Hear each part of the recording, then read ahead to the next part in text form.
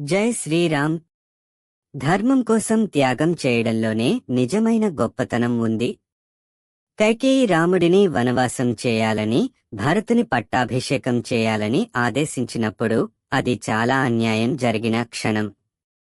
రాజుగా ఉండటానికి అర్హత ఉన్న రాముడిని అడవికి పంపారు. కాని అతను ఎలా స్పందిస్తాడు? అతను వాదించడు. అతను తిరుగుబాటు చేయడు. అతను కైకేయిని లేదా విధిని శపించడు. బదులుగా అతను ప్రశాంతంగా నవ్వి తన తండ్రి దశరథుని పాదాలను తాకి ఇలా అంటాడు, నేను ఈరోజే అడవికి వెళ్తాను. నీ మాటే నా ఆజ్ఞ. దీని నుండి మనం నేర్చుకునేది ఏమిటంటే శక్తి కంటే ధర్మం గొప్పది. కష్టాలలో దయ నిజమైన రాజు లక్షణం.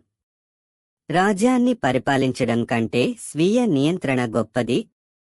నీతివంతమైన విధికి విధేయత చూపడం ఆధ్యాత్మిక గొప్పతనాన్ని తెస్తుంది.